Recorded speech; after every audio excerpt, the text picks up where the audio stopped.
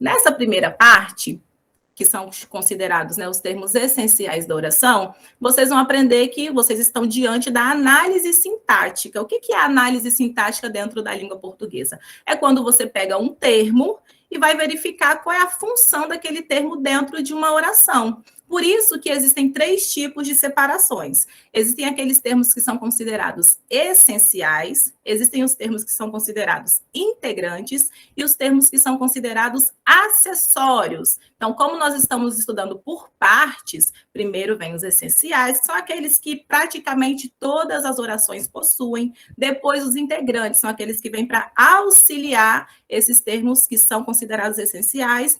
E, por último, os acessórios, que às vezes eles podem aparecer ali na oração e às vezes não. Então, essas são as 3 nomenclaturas dos termos que uma oração ela pode constituir, né? Por que esses primeiros termos são considerados essenciais? O que é algo essencial na vida de vocês? É aquela coisa que é muito importante, que geralmente você precisa muito, e na oração isso não é diferente. Por quê? Ele é essencial porque praticamente todas as orações possuem o sujeito e possuem o predicado. Esses são os 2 termos considerados essenciais. A gente aprende esse conteúdo lá no 7º ano do ensino fundamental.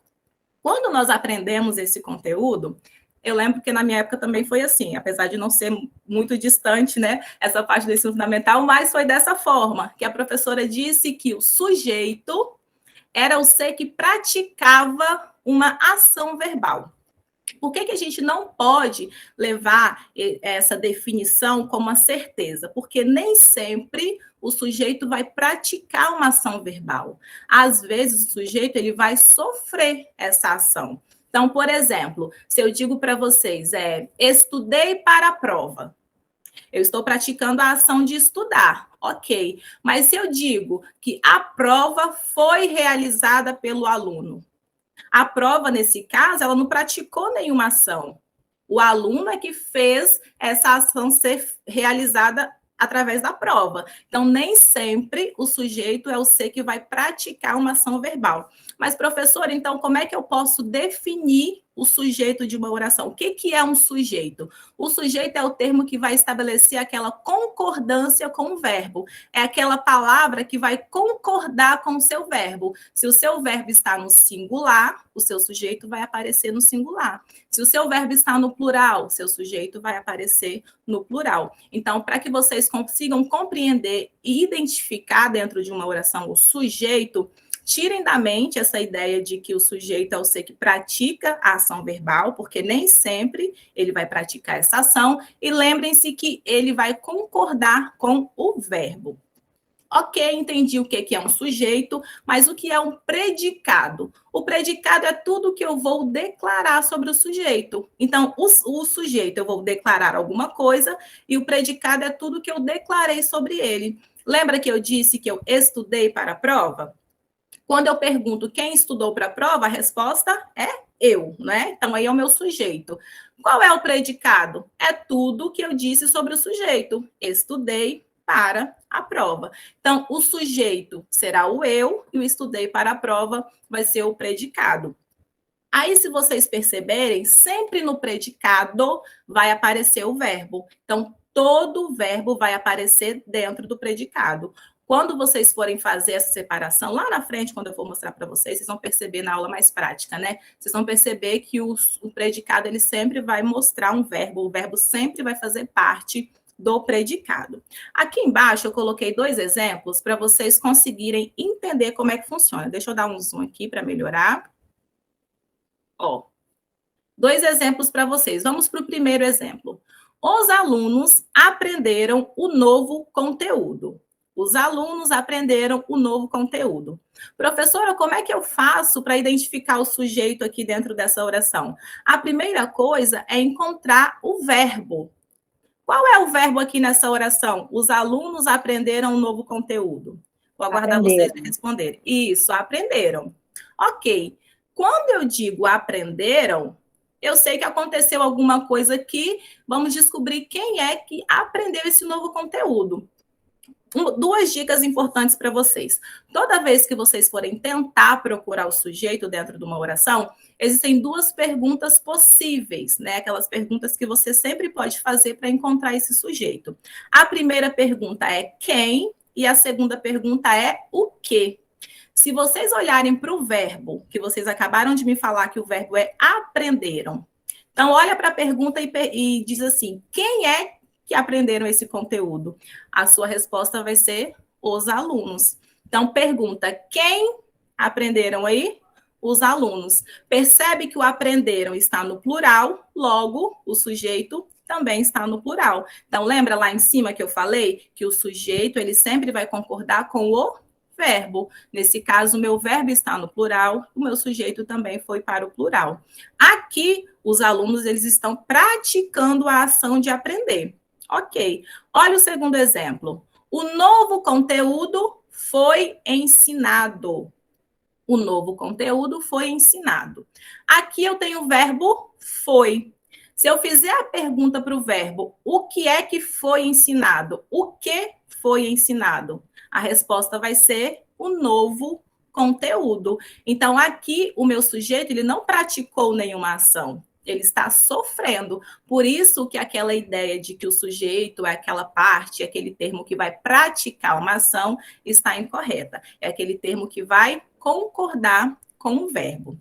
Se vocês perceberem aqui, em cima eu tenho um sujeito, os alunos, que são pessoas, e eu tenho embaixo o sujeito que é o novo conteúdo. Então, nem sempre o sujeito vai ser alguém, vai ser uma pessoa. O sujeito, ele pode ser qualquer uma coisa, que eu estou falando de conteúdo, aí depois o sujeito pode ser a porta, o sujeito pode ser a mesa, o sujeito pode ser um objeto, pode ser um animal. Nem sempre o sujeito vai ser uma pessoa. Então, essa ideia também de que o sujeito é a pessoa que vai... Não, nem sempre é uma pessoa. Então, definindo aqui, o sujeito vai ser aquele termo que vai concordar com o verbo, né? Sobre quem você vai declarar alguma coisa. E o predicado é tudo que eu declaro sobre o sujeito. Ali em cima, os alunos aprenderam um novo conteúdo.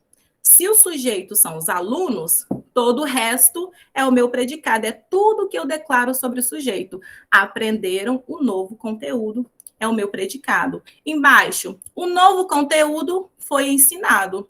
Se o novo conteúdo é o meu sujeito, tudo que eu disse sobre ele é o predicado, foi ensinado. Até aqui, tudo bem, pessoal? Deu para refrescar a memória de vocês o que é o sujeito, o que é o predicado? Sim? Tranquilo, sim. Tranquilo, né? Então, bora seguir aqui. Aqui embaixo, eu coloquei para vocês uma dica, então é legal vocês terem essa apostila também, porque sempre que vocês tiverem dúvida, vocês podem retomar e tirar essa dúvida. Quando eu faço a pergunta, geralmente, né, para seres, para pessoas, a pergunta é quem? Percebem que ali no primeiro eu estou falando os alunos aprenderam? Então, eu estou falando de pessoas. Aí eu utilizo quem? Quem aprendeu um novo conteúdo? A resposta, os alunos. Quando eu vou falar de alguma coisa, aí eu utilizo o quê? Ó, o novo conteúdo foi ensinado.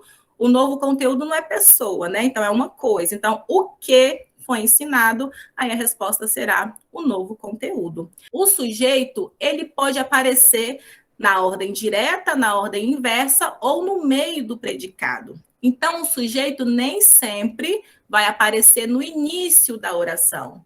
Lá em cima, se vocês conseguiram compreender, os alunos e o novo conteúdo apareceram no início, que é o mais comum, que nós chamamos da ordem direta. Mas nem sempre isso acontece. Geralmente, nas questões de concurso, ele geralmente aparece depois, né? Não exatamente no início, que a gente chama de ordem inversa. Vamos olhar aqui na ordem direta.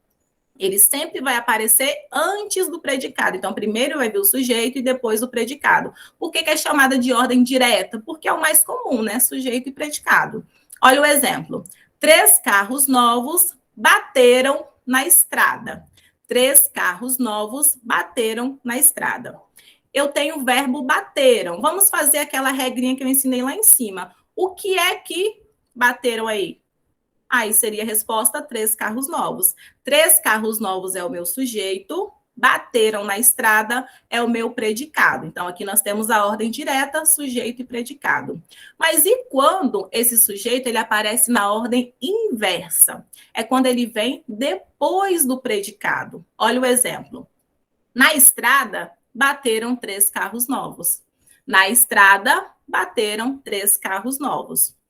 Quando eu pergunto o que é que bateram, a resposta, 3 carros novos. O meu predicado veio primeiro e o meu sujeito veio depois.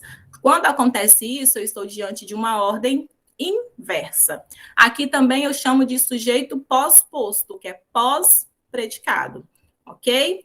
E também existem casos em que ele não vai aparecer nem no início e nem no fim. Ele vai aparecer no meio da oração. Na estrada, 3 carros novos bateram. Na estrada, 3 carros novos bateram.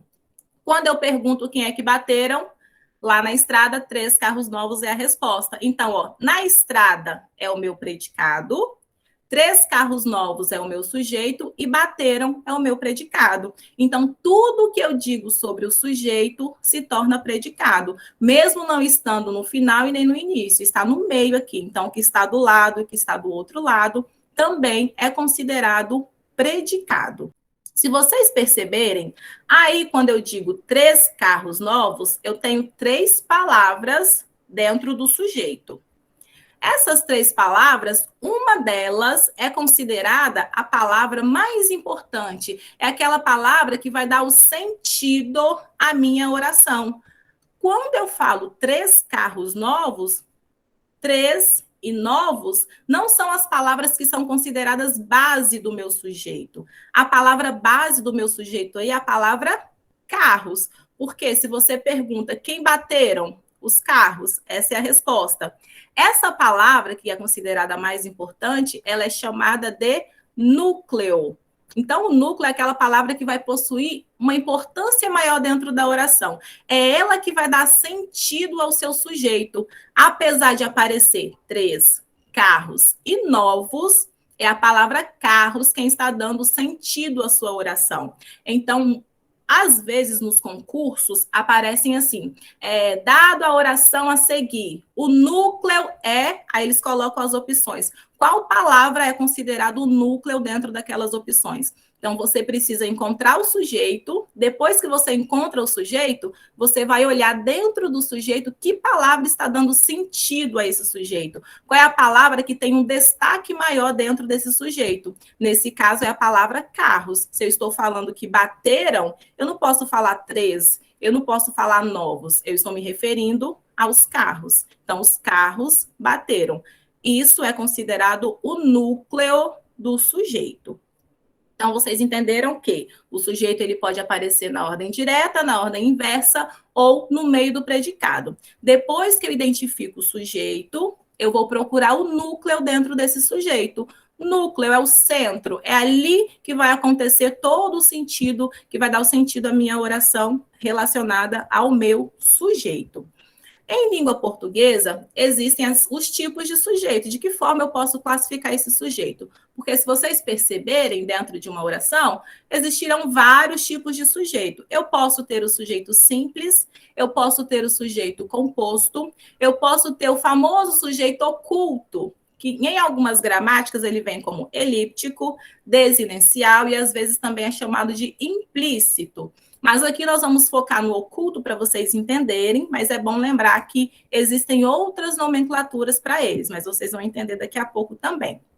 Na aula de hoje, nós vamos focar nesses 3.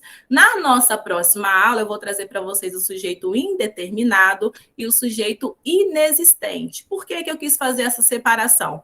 Porque para o sujeito indeterminado e para o sujeito inexistente, existem regras próprias. E se eu fosse misturar com esses 3 primeiros que vocês vão aprender hoje, eu acho que causaria uma confusão maior e vocês não iam conseguir entender o que cada um vai fazer ou como vocês vão identificar que é um sujeito simples ou é um sujeito composto, que não é um sujeito indeterminado e é um sujeito oculto. Então, depois que vocês fixarem bem essa primeira parte do simples, composto e oculto, nós vamos para o indeterminado e para o inexistente. Então, o primeiro tipo de sujeito que vocês vão aprender agora é o sujeito simples. Aqui do lado Para vocês é do lado esquerdo aqui na tela, tá? Definição de sujeito simples é aquele que possui somente um núcleo. Ah, professor, então agora eu entendi. Eu vou procurar o sujeito. Se dentro desse sujeito tiver apenas uma palavra que vai dar o sentido ali, a palavra mais importante, que é considerada um núcleo, eu vou ter um sujeito simples. É isso mesmo. No sujeito simples, ele apresenta apenas um núcleo. Uma única palavra vai ser a responsável por dar sentido ali àquela oração. Olha o exemplo aqui, ó. Elas passarão no concurso. Encontra o verbo. O verbo aqui é passarão. Quem é que passarão? A resposta, elas. Se a minha resposta é elas, o meu sujeito é elas. Tá, mas aqui eu só tenho uma palavra no sujeito, qual é o meu núcleo? É a palavra elas. Se eu só tenho uma palavra, quer dizer que é essa palavra que vai ser considerada mais importante dentro do sujeito. Se eu só tenho uma, eu também só tenho um núcleo. Mas, quando aparecem mais de uma palavra, será que ainda é possível ter um sujeito simples? Sim, é possível, porque não é porque eu tenho mais de uma palavra que eu tenho mais de um núcleo. Eu tenho que olhar se dentro do sujeito, se é essa palavra que está dando sentido à minha oração inteira, ok? Então, aqui nesse caso, como eu só tenho uma palavra, um núcleo, aí eu vou ter um sujeito simples. Mas olha só quando aparece mais de uma palavra dentro do sujeito. Ó, as alunas do CPE passarão no concurso. Lá em cima eu disse, elas passarão. Então, só tinha uma palavrinha que era o núcleo, elas. Olha aqui embaixo. As alunas do CPE passarão no concurso. Vamos fazer a pergunta. Quem é que passarão no concurso? A resposta, as alunas do CPE. Quando eu digo as alunas do CPE, eu tenho um sujeito enorme aí. Eu tenho a palavra as, eu tenho a palavra alunas, eu tenho do e eu tenho CPE. Mas olhando para esse sujeito aqui, ó, as alunas do CPE, quem é que está dando sentido? Quem é que está me dizendo qual é o sentido dessa oração? A palavra alunas. Quem é que passarão? Alunas. Então, eu só tenho um núcleo. Então, é importante que vocês entendam que nem sempre, quando o sujeito apresenta mais de uma palavra, eu tenho um outro tipo de sujeito. Eu posso ter um sujeito simples, mesmo com várias palavras dentro desse sujeito. A diferença aqui é saber qual é o núcleo. Se eu tenho só um núcleo aqui, que no caso é a palavra alunas, eu vou ter um sujeito simples. Então, sujeito simples, apenas um núcleo. Essa palavra que vai dar o sentido. Ah, mas por que a palavra as não pode ser o núcleo? Porque se você chegar e falar apenas as, quem é que passarão? As. Vai faltar informação. As o quê? Se você for colocar a palavra do CPE, quem passarão? Do CPE.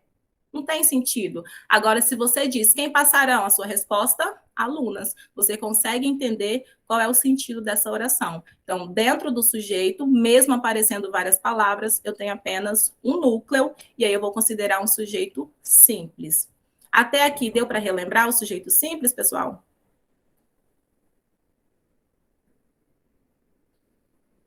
Sim? Sim. Então, bora seguir. Se o sujeito simples eu tenho apenas um núcleo, o sujeito composto eu tenho dois ou mais núcleos. Então, olha só, eu vou ter dois ou mais. Olhando o exemplo aqui, a professora e as alunas revisaram os conteúdos. Vamos pegar o verbo. Quem é que revisaram? A professora e as alunas. A professora e as alunas, isso tudo aqui é o meu sujeito. Então, o que eu disse sobre esse sujeito? Revisaram os conteúdos, isso é o meu predicado, né? Lembra que eu disse que o predicado é tudo o que eu digo sobre o sujeito.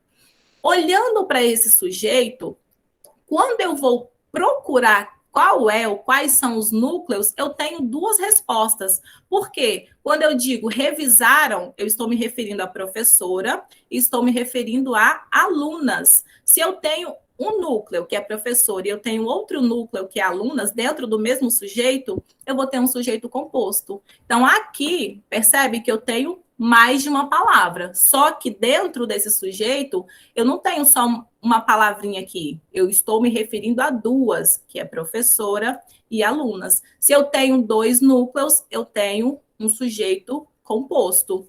Olha o exemplo aqui embaixo. Tanto o foco como a determinação são fundamentais para a aprovação.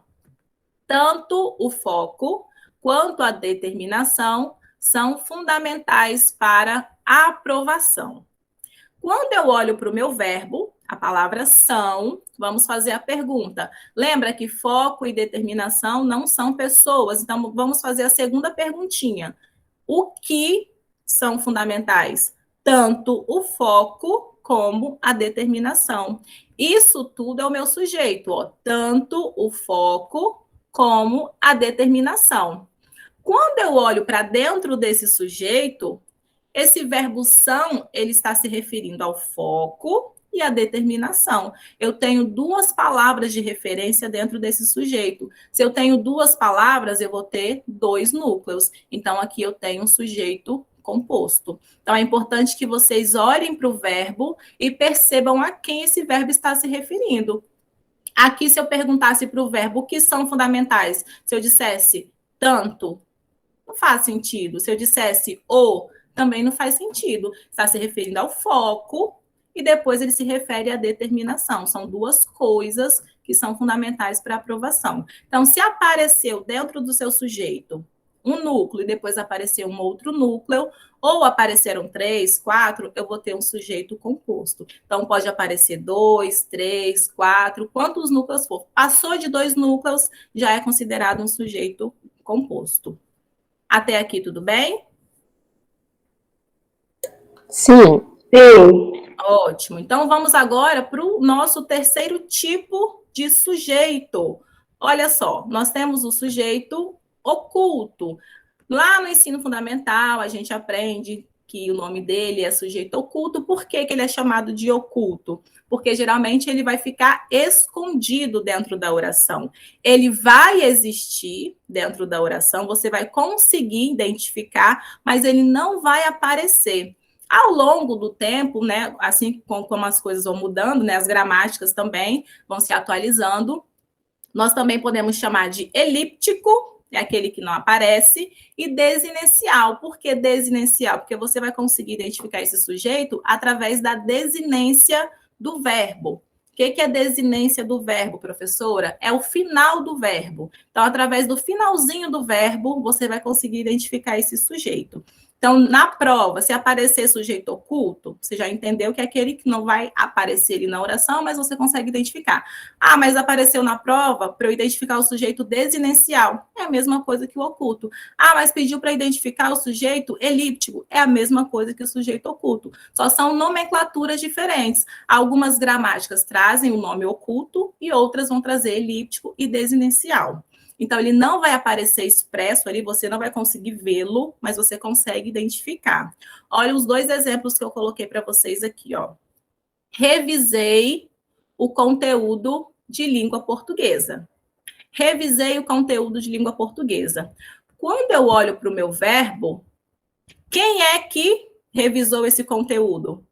Quem é que está revisando? Eu. Por que eu disse que você consegue chamar esse sujeito de desinicial?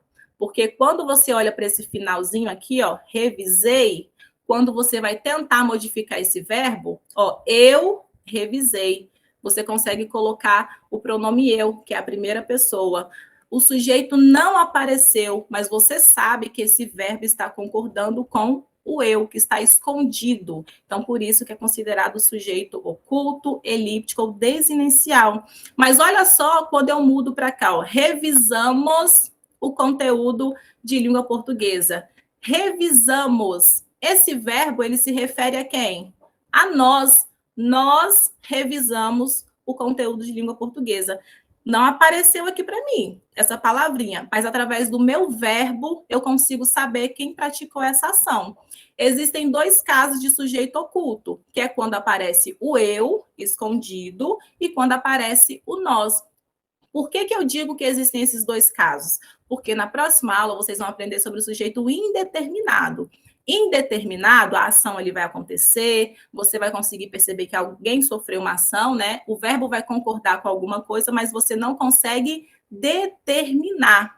Aqui eu chamo de sujeito oculto porque eu e nós, você faz parte. Você sabe quem foi, você conhece, porque você participou disso tudo aqui. Quando eu digo revisei, fui eu, então participei e eu sei o que aconteceu.